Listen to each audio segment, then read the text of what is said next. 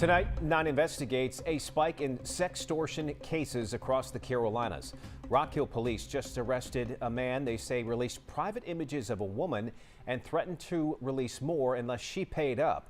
David Oden is charged with sexual extortion. Investigators say they're receiving more and more of these types of reports, and in many cases, the victims are children. Exactly, Scott. And tonight, I'm looking into a warning from the FBI about how artificial intelligence could be making this crime easier for predators. One sextortion case turned deadly for this South Carolina teenager.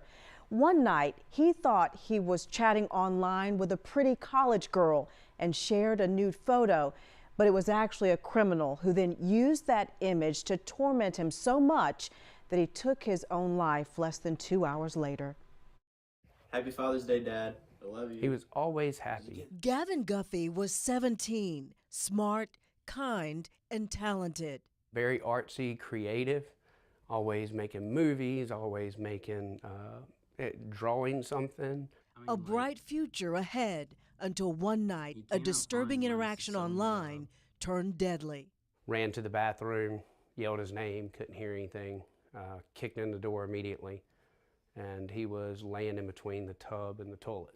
Gavin's father, Brandon, found his body and a gun. The helpless feeling of knowing that felt the blood leaving his body, and I can't stop it. In an instant, Sextortion claimed another victim. Well, I was informed within 24 hours that he was being blackmailed. And in my mind, I'm thinking, what could you have possibly done that's so bad that would cause you to take your life? This is one of my wife's favorite pictures of Gavin. Representative Brandon Guffey learned scammers targeted his son and later tried to extort him, threatening to expose nude images to harm his political career. Guffey fought back, championing Gavin's law in South Carolina, making the crime a felony. I feel like I lost the fight in protecting my child, but what I want to do is ensure no other parent has to go through this.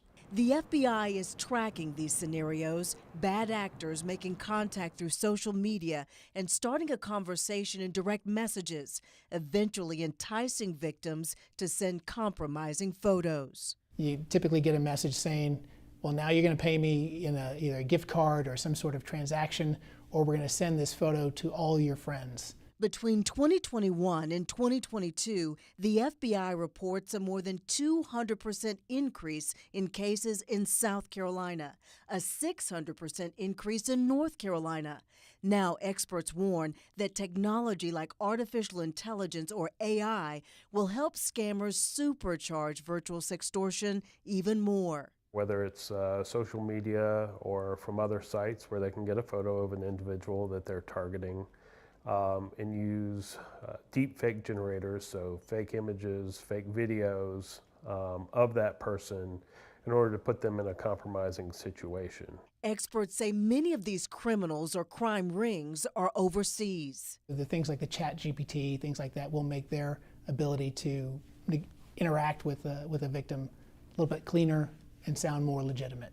This is the boys up Representative Guffey is ready to tackle crimes in the new frontier of AI. He says when the Palmetto State passes stricter laws, other states will follow, forcing digital companies to make changes. What would you say to the people who did this? I'm coming for you. Not just you, anyone like you. You come after our children. I don't care if it's this state, I don't care if it's this country, I don't care if it's anywhere else in the world. It is my passion.